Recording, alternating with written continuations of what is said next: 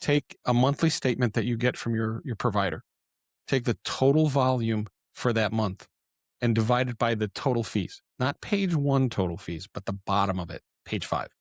Total volume, total fees. That gets you what's called your effective rate. If that's north of 3.5, we should have a discussion.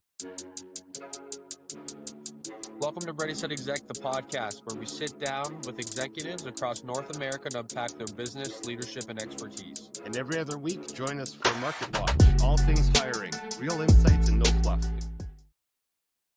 Hey everyone, I'm here with Joe Zahaitis, national recognized payments industry leader and president of BankCard International Group and ManierPay, with over 30 years of experience serving high-risk and highly regulated businesses, known as the great simplifier of payments. He helps industries such as cannabis, CBD, firearms, and e-commerce implement secure, compliant, and transparent payment strategies. Our respected North American speaker, Joe, is committed to elevated industry standards and empowering business owners with clarity and trust. It's good to have you on, Joe. Thank you for having me. I appreciate it.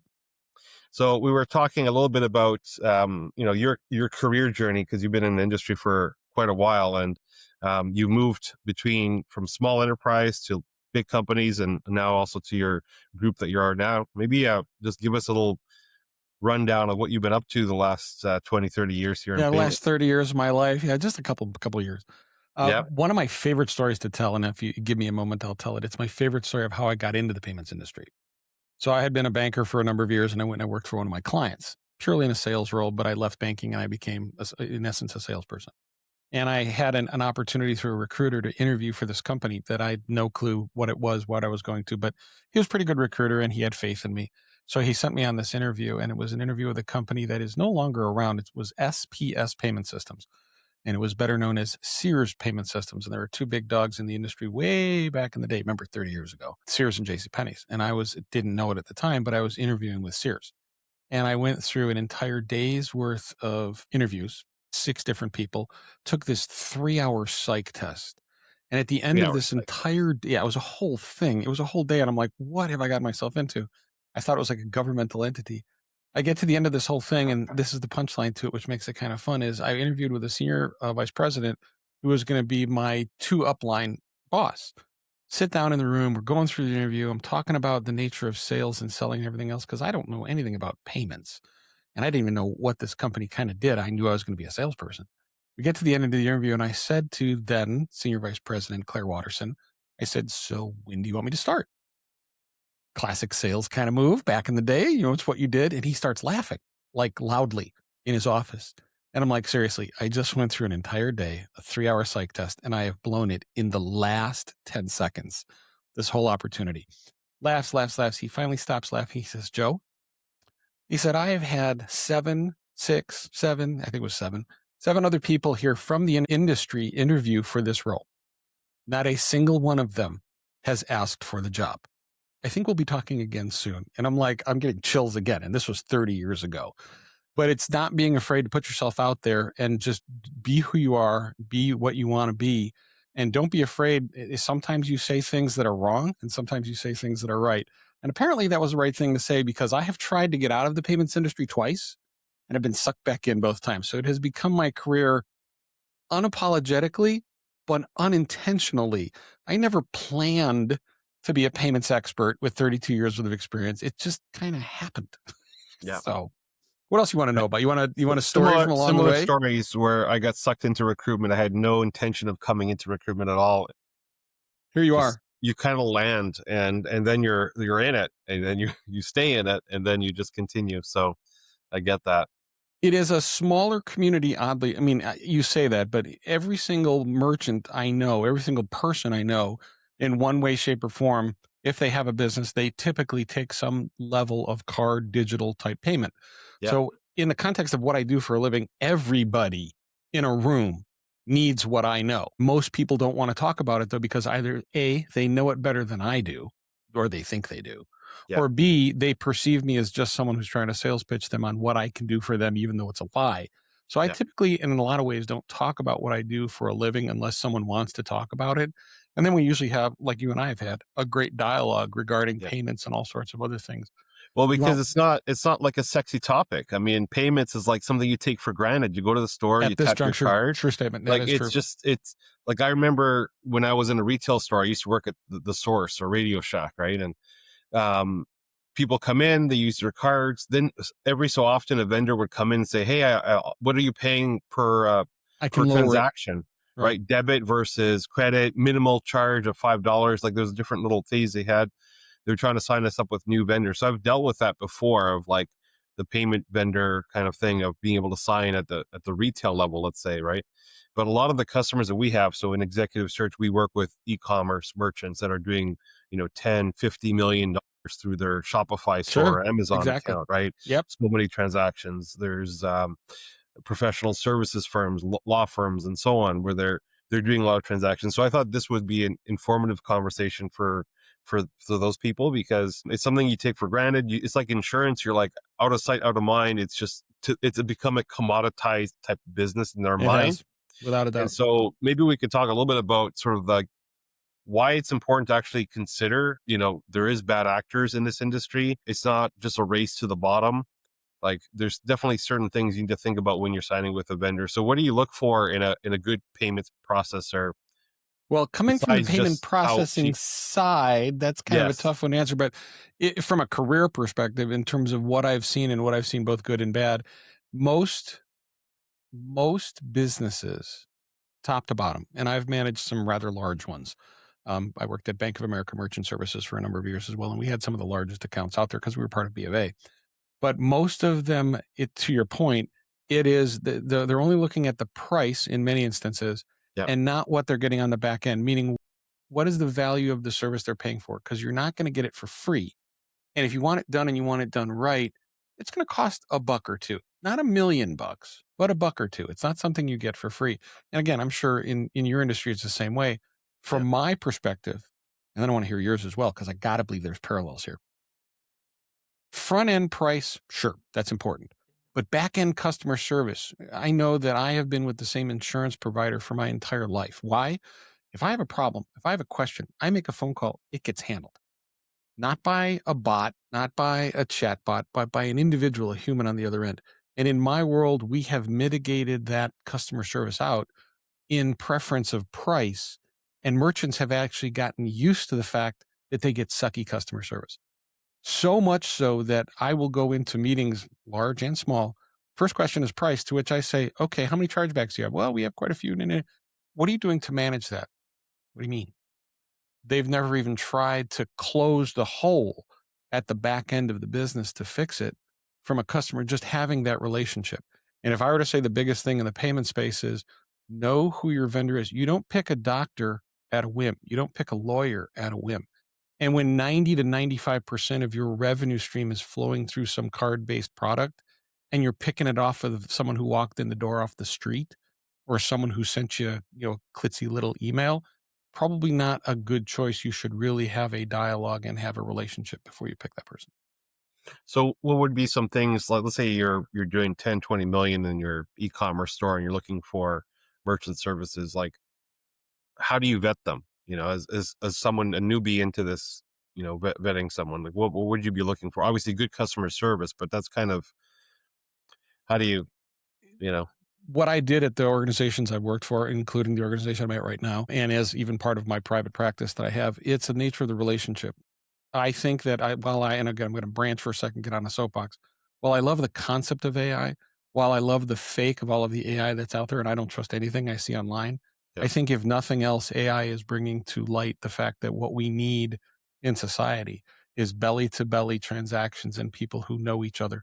So if you're a noob, if you're a mid-tier merchant that takes e-commerce transaction processing, and you have never had, even virtually, but preferably genuinely face-to-face, if you've not had a sit down with your payment processor to talk about what they do for you, how they do it for you, what that structure looks like, you think you're missing a significant part of what's behind the price. If you're just looking at the price and saying, look, I got the cheapest price, and then you have a chargeback and you phone calling offshore, a bot in another country. Again, I'm no faulting any of the larger organizations that do that, but a lot of the big players, and I've worked for some of them, the challenge is that again, that you're not helping that customer close the back end. That would be the biggest thing I would say. And even from my private practice perspective, that's the thing I look at. You're an e-commerce player that has who you're doing business with, stay with them. But let's have a dialogue about what they're doing for you. That's the key piece.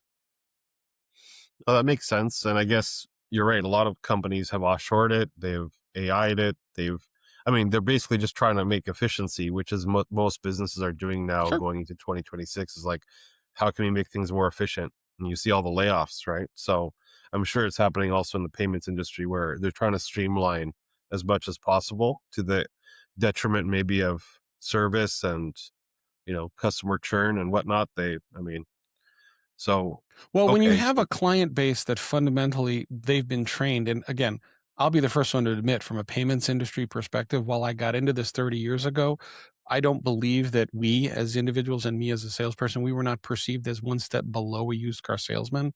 But in the current infrastructure, in the current life, I think that in a lot of ways, and it makes me sad that from a payments industry perspective, because we have trained the merchant to so much look at the price, which in many instances is a sham. It's not necessarily the true price.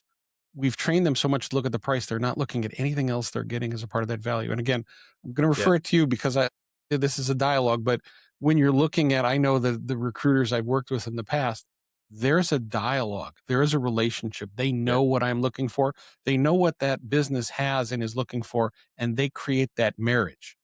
And in my world, unfortunately, it's become such a price chase, commoditized, as you've talked about, that everyone is forgetting the nature of the fact that, but what am I really getting for this price? If I'm getting nothing, then why am I paying it? Well, maybe talk a little bit about some of the predatory practices that are with pricing and things like that in the industry. And there's a lot of bad actors, right? Like, what should you be looking out for in terms of what I tell every merchant to do, what I tell every merchant to do, it's kind of the first step. And again, you can do this on your own, and I'll leave this for your listener base to take away as the first step of it. It's what I tell everybody. Take a monthly statement that you get from your provider. Take the total volume for that month and divide it by the total fees, not page 1 total fees, but the bottom of it, page 5. Total volume, total fees. That gets you what's called your effective rate. If that's north of 3.5, we should have a discussion. If it's close to 3, we should probably still have a discussion. Yeah. If it rings in at 1.5 or 2, we should definitely have a discussion because something's not on there. No one does this for free. And anything that's like sub 2.25, sub 2.5, there's probably something that's not on that statement because I'm not buying that a merchant provider is out there giving it away for free or upside down. It's not happening. So the first thing I always tell in terms of predatory is the statement has been designed as an industry to be confusing. Yeah. The easiest way to simplify that, step 1, total volume divided by total fees for 12 months. Because in this month, and we're in a perfect month for this, we're in December. That's when this show is. Because it could be like admin fees or some other maintenance fees. Your volume is typically the highest in the last month of the year, certainly for retailers. Yeah. So you've got this high volume of transactions taking place, and you get an annual fee and a this fee and a that fee and everything. And your fees are higher for the month of December. But in your mind, as a merchant, you're thinking, well, I had a lot more volume, ergo, the fees are going to be higher. Not higher by a percentage point or more higher for the year. Now, all of a sudden, you balance that out across your entire year, and suddenly you find your 3.5 is suddenly 4.5 because of stuff that slipped in when you weren't paying attention because you had a high volume month. That's why I tell every client, don't just do it for a month, do it for a whole year. No, that makes sense. And that's something we should also be applying, to look at the total cost over volume. That makes sense because probably most people don't do that. And you can hide the fees in a high volume month. You're right. It's, you just pay the bill. You're like, oh, okay, well, we had a very busy month. So, you're not as also when you have a good month, you're less inclined to really penny pinch and look at the details because you're like, oh, that's good. It's the tight months where you're looking at every line item. And so it's just human nature too, right? Put more pressure and time on things that, are, when you're stressed. E-commerce clients, if you have client base, you do, and obviously I do as well. If you have clients that are in an e-commerce environment, they're typically paying a higher fee to start with because the nature of an e-commerce transaction, as much as the major card brands have made it easier to do and put security protocols around it, it still is considered a higher risk payment type because there's no signature being gathered. So as a part, there's no one standing in front of a clerk doing it to see that it's white plastic and it's white plastic fraud because it's a stolen card. Yeah. So in an e-commerce environment, you don't have that. So they're higher risk transactions, but not to the tune of multiple percentage points. Unless you're in a high risk industry, which if you'd like, we could talk about as well, because obviously I do that as well. Well, I'd love to know what you consider to be high risk industries for payments and so on. You can go to the major card brands and look at what they consider, because there are a whole stream of industries that they as an industry, card brands and a lot of the acquiring banks are uncomfortable with. And to mention a couple, not that I do them, but we'll talk about them from industry perspective. If you look at things like both gambling, both legalized as well as offshore, those are typically considered high risk. Travel is considered high risk, cruise lines, because it's a future delivery of a product. Now I've taken a whole bunch of credit card payments for a future cruise. If that cruise doesn't go off, does that cruise line have the footings, the cash to pay everybody back? Now someone doesn't take a cruise and they want to do a chargeback, and the card brand, the issuing card, will give them their money back. Typically the merchant eats that. So where you have a cruise line, that's high risk. Where you have an airline, that's higher risk. Where you have a strip club, for a lot of other reasons as well, that's higher risk. So there's a lot of these what I call seam segments within the industry that while you can take a credit card at them and use credit card transactions within the context of their business flow, it's not as easy. And the reason it's not as easy is because of the perception of what's going on. And then that's why I say I don't necessarily do this, but I know it. You look at the nature of strip clubs, and the challenge from a high risk perspective is there is a perception, and in many instances true, where the payment that is made to the dancer is not for necessarily the dance, but for the purchase of drugs. So it becomes a wash for a drug traffic element. And that becomes a challenge both for the acquiring bank, because they could lose their acquiring license by doing this. The business for doing it, 9 times out of 10, they know what's going on. But more importantly is that now you have a viable trade that could take place, but you've added into it a nefarious product that then makes it now higher risk, where it has to be managed different, better. We have protocols in place. We have systems in place where we can do this for those types of industries, casinos as well. Yeah. But it requires a level of care and feeding, is what I call it. Care and feeding that a lot of merchants are not necessarily paying attention to. Oh, just take credit cards. It doesn't work that way. Now, another thing I see too now is the sort of like proliferation of offering to use credit card, debit, Visa, debit, and then they also have now PayPal you can pay with. Like there's too many options. And then also now crypto as another payment option. So like, how does that work with merchant services? Like, I mean, do they consider that a high risk thing? Do they consider that, just a new payment? It's fine. Like, if you were to asking me, okay, now we're going to take it into the nature of personal opinion and someone who's been in the industry. Yeah. Now you have a checkout page. Let's just assume it's a checkout page e-commerce, make it easy for the moment. And now I have Apple Pay, Samsung Pay, PayPal, credit card, crypto, stablecoin, Venmo. There's all sorts of different ways you can pay, and all of those are acceptable ways if you can add them in. All of them, we can get to the nuances. All of them are effectively a different way of effecting a credit card transaction. You look at PayPal nowadays, because everybody has a PayPal account. You look at PayPal is tied to your bank account, but it's also tied to a credit card. And if there isn't PayPal value, they'll just tap the credit card. So you're effectively using PayPal as in essence, a credit card instrument, and a lot of people do. There are coverages from a consumer perspective if you use PayPal to pay for something. From a merchant perspective, it's easy because PayPal has made the API to have the button very, very simple to pay via PayPal. It takes you off-site, and people have gotten used to it. Effect the transaction, make it happen, come back to the site with a completion notice that comes back from PayPal to the webhook that says, yep, they paid. And it's not even on their website. So while those are all good, and I now want to slide into crypto. So all of those are good. And as you're right, now we're getting this fragmentation. My favorite one is you talk about crypto.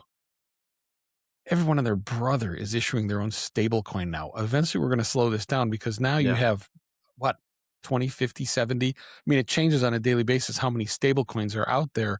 I look at it and I say, hold on a second. Unless every Coinbase and other wallet is going to manage all of these stable coins, I'm going to have a different wallet for every single stable coin. That's a problem. Yeah. No, it becomes, well, I mean, also just from a risk perspective, like giving refunds and things like that, or like how do you, I mean, that just seems very complicated to me. Here's what Joe likes about stablecoin. Okay. Yeah. And you kind of tapped right into it's a sore point, it's a sensitive point, but I like it. You look at the nature of credit cards. People go out there and it's like, I'm going to use a credit card to pay for this.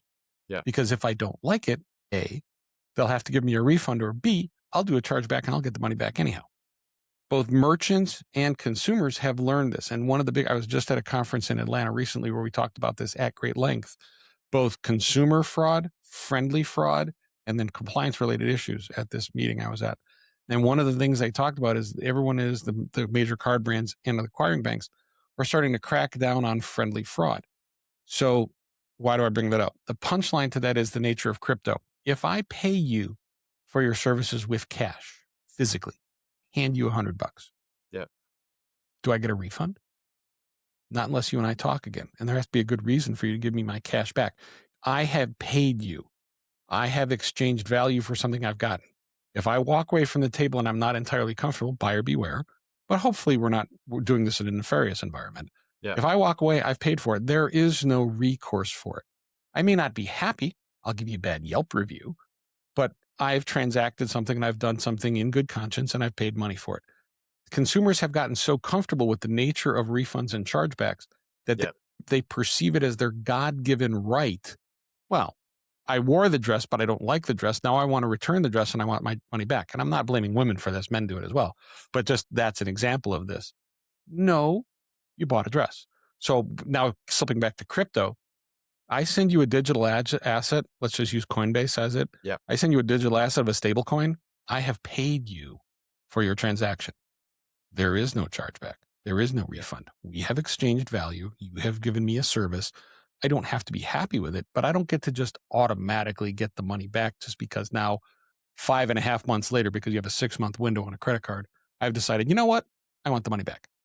Well, the consumer protections of credit cards is definitely a safety net for people, like knowing Visa will just charge them back. And I mean, it's helpful. I mean, to me, whenever I've used a new vendor for a SaaS product or something, I've used a credit card because I'm like, I don't know this vendor that well. So if they're going to, like, I've seen some things where like they've done like auto-renewals on me where I've explicitly tried, or I tried to cancel and they wouldn't allow me to cancel. And then I emailed them like, hey, you better cancel or I'm calling Visa to get like, I'm not letting you just bill me again. You know, so there is some of that bad practice, let's say bad faith actors out there that are kind of trying to do scammy things and I heard this actually in the fitness industry. This was a known scam in fitness industry. So you have a gym, you have all the people coming to the gym. It's on auto renewal for everybody, right? Some of the gyms, what they would do, and this is secondhand, but I believe it's true, is they would sometimes double charge customers. Really? So instead of charging $49.99 for the month, some months they charge like $49.99, then the next day $49.99, double charge you in a month. Now, some people just keep paying their credit card statements. So you're going to get like 10, 20% or 30%. They just pay it and they just don't worry about it, right? Some people that actually see it, then you make them come in. And when they come in, you say, okay, listen, you paid that extra month by accident. It was a banking error. Oops. We'll give you 2 months free. You just stay on.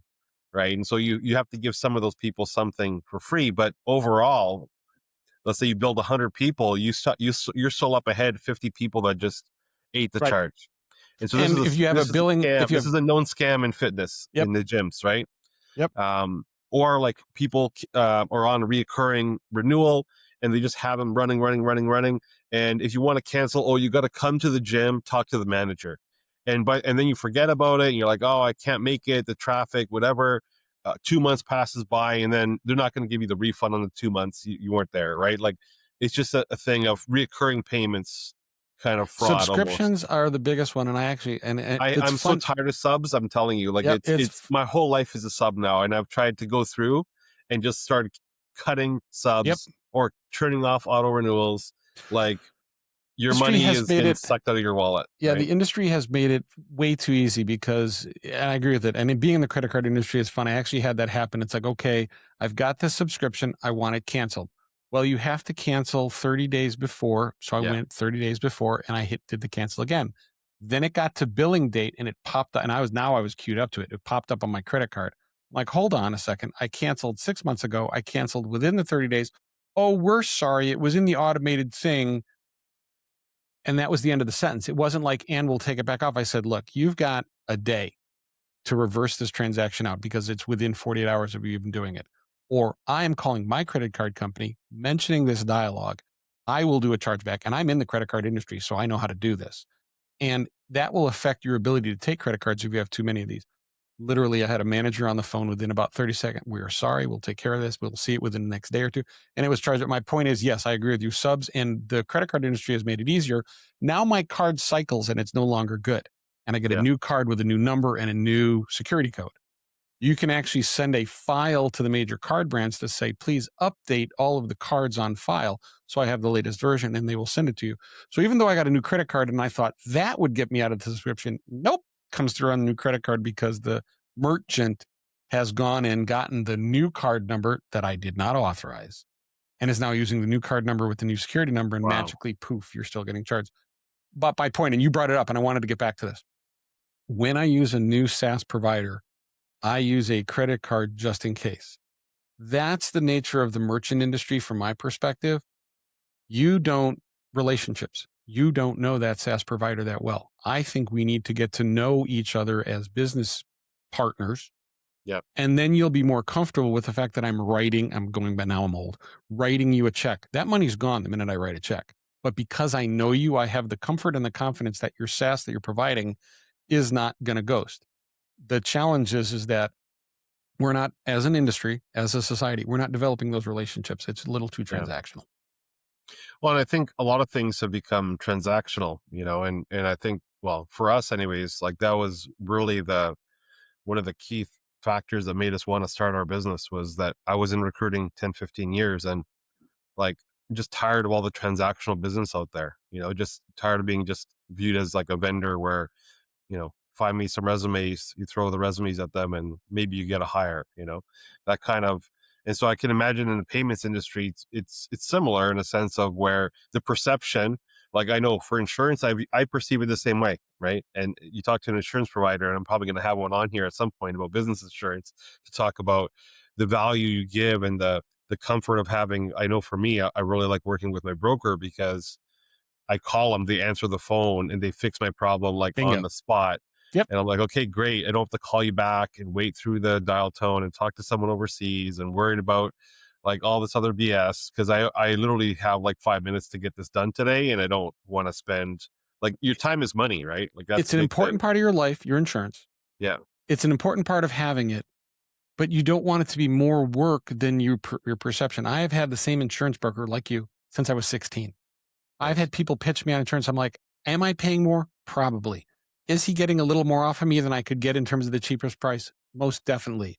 Will I ever leave him? Not on your life. Why? Because like you, I can call him. I don't just get even his secretary. He answers the phone and he will get someone to do it. But I have access, I have a relationship, and I know that he's got my back. And I think that speaks exactly to the nature of what we're talking about here. And that's not to toot my own horn, but the nature of the payment process, what I'm doing, it's not about selling you merchant processing. It's about developing a relationship with a merchant to help them get the best with their current provider. I don't want your merchant processing.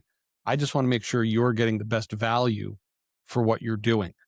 Yeah. Use whoever you want to use. And when I say I don't want you to use me, that's not the point. The point is that the minute this becomes a dialogue about, suddenly it's a sales pitch. Mine is not.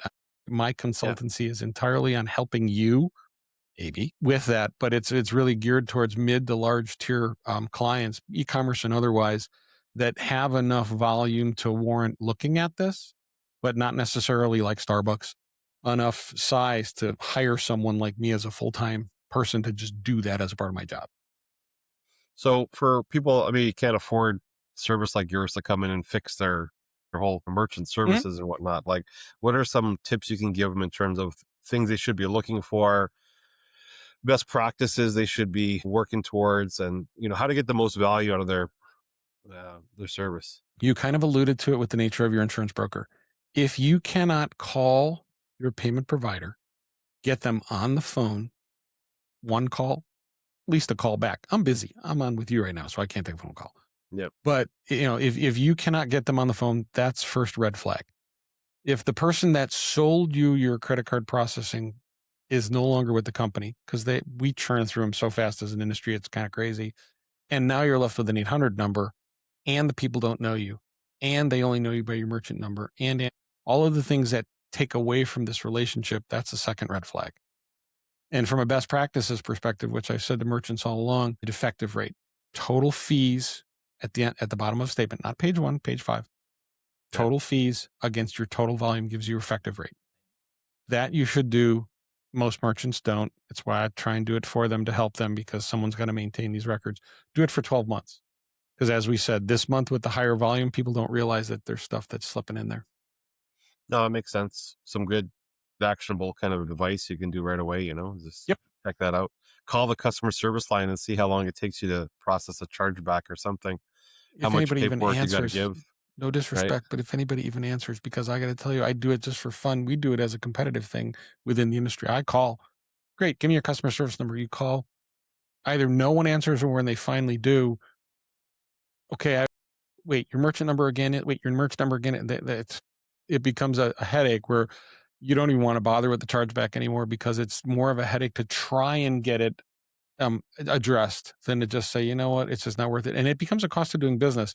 And the sad part about that is that we talk to merchants about this all the time. One transaction as a chargeback equals how much profitability. So if you call it 10% profitability on your product set, and you have one chargeback, you have to sell at least 10 more products, typically more, to make up for that one transaction that got charged back. Now, if you have a low ticket, high volume product, you can have a lot of chargebacks and not have them affect you from a rate percentage perspective, which makes the card brands mad if you have too many of them to put you in that high risk category.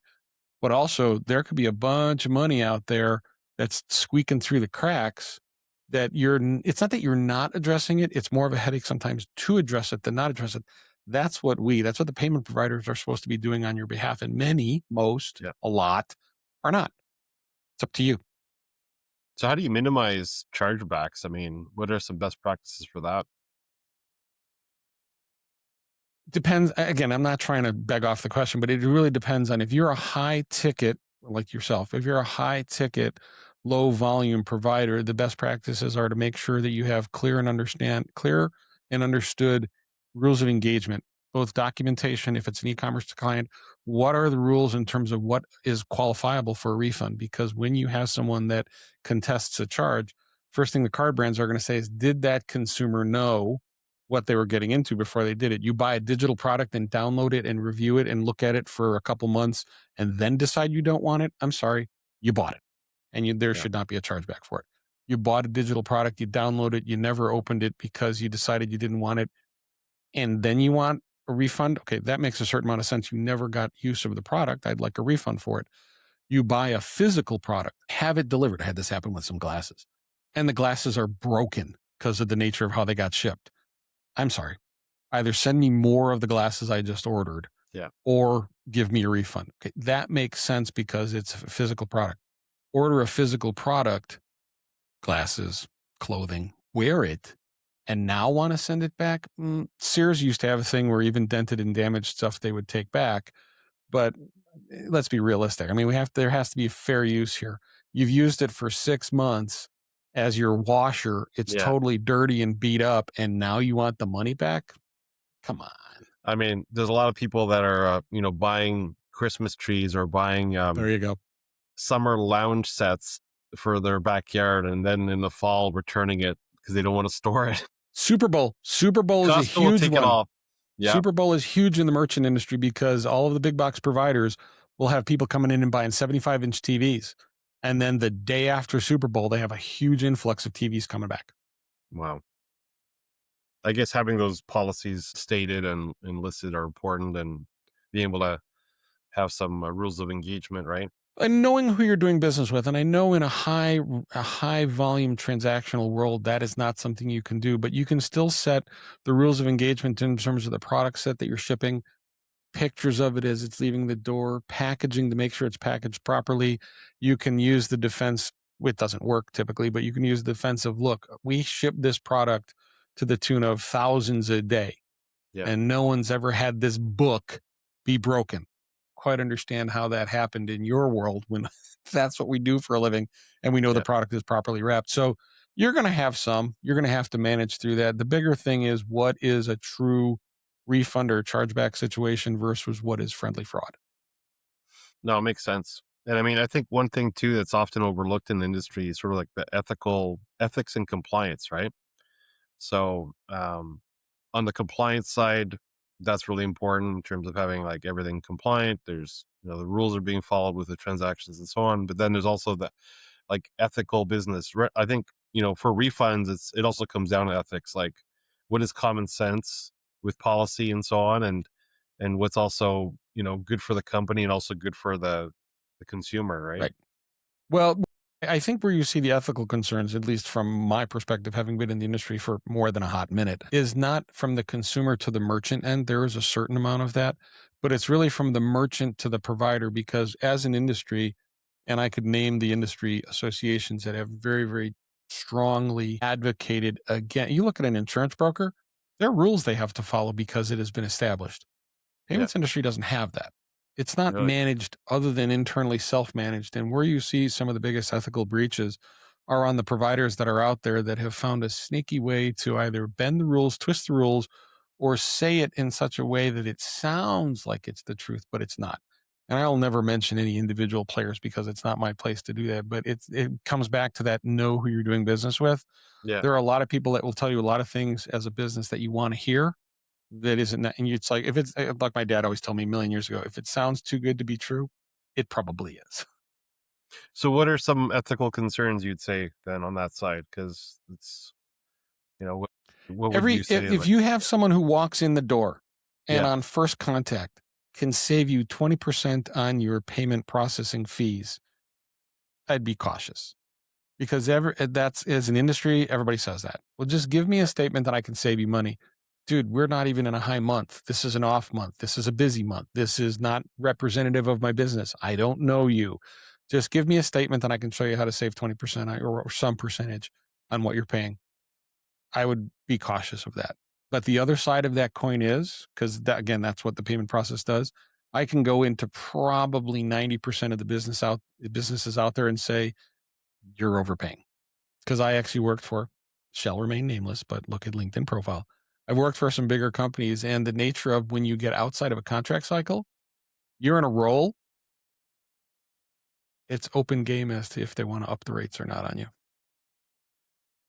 Because you're not in a contracted rate. And changing rates by month to month, or most of them don't do that, because if you're in a contract and they do that, that is a breach of contract if they're upping it during the term. But once you get into a contract cycle roll, meaning now you're on a 1 year roll too, it's a 3 year contract with a 1 year roll at the end of it. Okay. Once you get into that roll structure, we bump it up a little bit. We bump it up a little bit. We bump it up a little bit. And all of a sudden you find that a client is 4 years and 6 years into a 3 year contract. So they've gone through a couple rolls. Yeah. And you look at their rate, because the first thing a client's going to want is a rate review before you re-sign them with new paper. Yeah.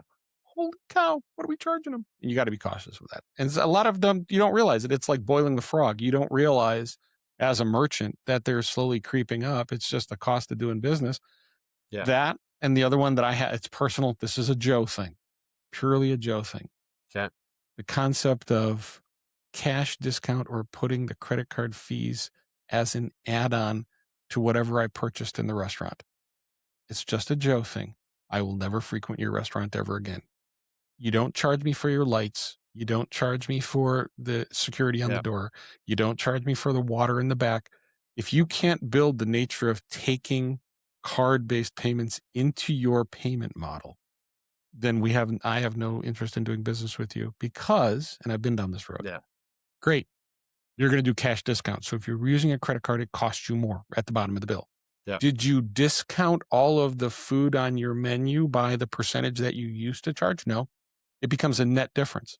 So if a percentage was built in and I'm now charging you on the credit card bill, I've made this much in terms of made up by charging the consumer for the credit card fee that was always built in there, but now I'm charging it to them on top of it. I find that to be a not best practice from a merchant perspective. And I know a lot of merchants and providers will be mad at me for making that statement. It's a Joe thing. It's not an industry thing. It's a Joe thing.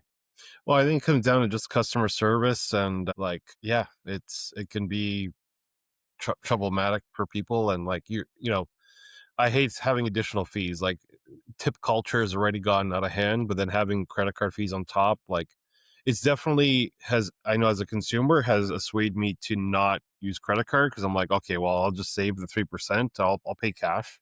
Sure. Whatever. The other side of that, though, and I've seen this with a lot of the point of sale systems out there, and I agree from a tip culture perspective, if you look at some of them, and I always have to laugh, I over tip. I mean, I'm good with it. I'm okay with it if I feel I've gotten good service, I have no problem. But if you look at a lot of the point of sale systems, it no longer starts 15, 20, 22 or something like that. Now it's 18, it starts 22, goes to 25. It's like, well, why is the lowest one already more than I would typically tip? And I tip on full bill. I don't take out tax. I don't take out drinks or anything. I tip on full bill. I'm fine with that. But you're going to start at 22. Okay, now you're starting to press the limits here a little bit. It's gotten out of hand where there's now tipping on anything, any store you go to, even just retail, they're just adding that on now. It's I'm going to not lie though. I love tipping my Chinese takeout place just because I think they do a great job. So even though he's literally handing me the bag and has done nothing other than hand me, I still tip him because again, I'm okay with that, but you're right. The nature of, and a lot of it is the terminal that's used. It just automatically prints for a tip, even if there really shouldn't be one there. But tipping culture has become, it's again, I realize people need to make money and I totally understand and I totally agree that I like to leave cash for a tip because I think that a lot of merchants abuse that as well in terms of what the staff should be getting. I worked at places before, like banquet halls and so on, where the owner would charge 18% gratuity, 20% gratuity to the wedding party or whatnot, and just skim that.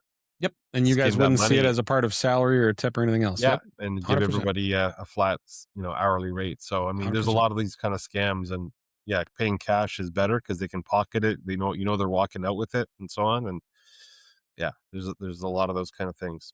So I guess as consumers, we have to always be mindful of our vendors, do a vendor review every quarter, every year and see what's going on with the fees and if they've increased it.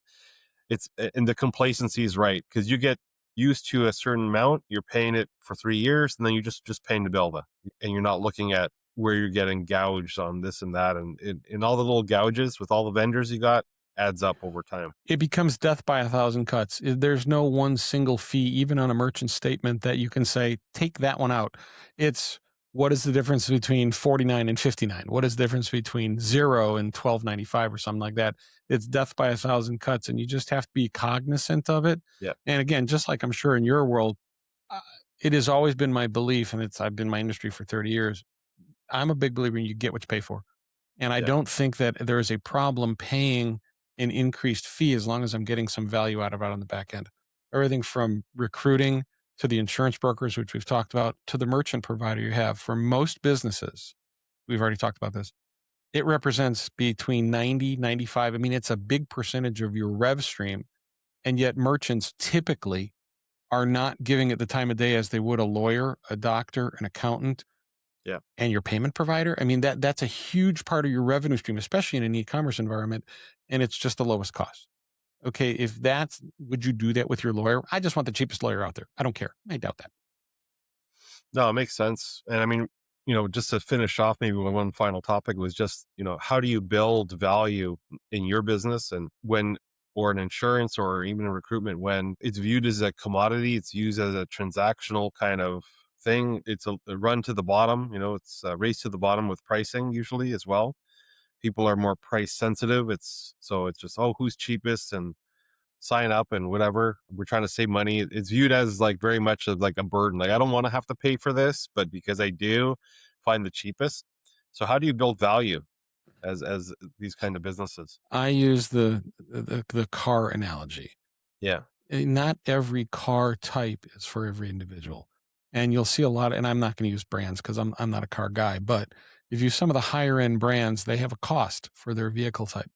And they're not afraid of it because in the context of that vehicle, in theory, there is a quality that comes with that vehicle. You're paying for something by virtue of the fact that what it brings to the table. If all you're interested in is price, then buy singly the cheapest vehicle you can. It's the same thing in our world, I think, as well. It's the relationship and it's the value you get. If you really are only interested in price, maybe you're not my customer. Because at the end of the day, I bring a value to the table that not everyone is going to perceive. And if you can't perceive it, don't know about it, aren't willing to get out of your own head to perhaps see the truth I'm bringing to the table, I'm okay with that. But I also don't, that's not that I don't need you to be, I want everybody to be my client. But at the end of the day, if all you're concerned about is that says something to me about you. And maybe we're not best as client, No, that makes sense. And being able to walk away from business, I think, is one of the hardest things to do, especially when you're a startup or just building your business. I think that's definitely a mistake we all get sucked into, where we're like, money through the door, sales solves everything, Yep. that mentality of, but I think in the long run, it probably creates more pain in terms of like refunds and credits and issues you got to deal with. I've worked for a couple awesome companies, quite a few awesome companies, to be honest with you. And I had an opportunity, go back a couple companies. I had an opportunity where we all sat around the table and the senior manager said, if you had one client to fire, what client would you fire? And I had an opportunity. I won't mention the name of the customer, but they're big. It was office supply. And I had a chance to throw my hat in the ring and my vote to say, I think we fire this client. Why? Big client, big volume, lots of numbers, singly the most annoying client on the planet, most demanding, most difficult to work with. And they were getting the best price and would come in and yell and scream about how they wanted it even lower yet. And when they walked in the door many, many, many years ago, and it was the senior vice president, not me, that delivered the message, we are terminating the contract. They did it. Oh, were they flippingly mad? Because they didn't realize what they were losing until they actually lost it, because we were totally taking care of them. The company I worked for was totally supporting them, even though they were getting a very, very low end. And we're actually upside down in them. But at the end of the day, he said, you're absolutely right. This is costing us more than it's worth. We need to fire this client. And I think that you want to talk about feeling like a valued employee of a company is when you're allowed to say, look, wow. And it's part of the startup thing. I'll take this, even though it's painful, because it brings money in the door. At the end of the day, in another world, if money were no object, would you have taken that client? Maybe not. And I think we need to look at the nature of our relationships a little bit more and say, is this best for my business and my employees and everything we do? Yeah. Or is it, to your point, just money in the door? Yeah, and I think that exercise, customer segmentation, who's your A customers, your B customers, your C's and D's. That exercise I love doing every quarter, because it's important to recognize who your A customers are, and they need to even more service you can give them, right? Nurture that relationship, build it. Relationship. You just said it. There you go. Right there. I mean, you pick out those A clients, you'll typically find those that you have the best relationships with. Yeah, well, absolutely. Well, I appreciate giving us a little insight into the whole merchant services side of things, because it's something that's not it's often so talked about. exciting. It's so exciting. I mean, you can make it exciting though. And I really appreciate having you on the pod today. Thank you. Appreciate it. Thanks. Bye.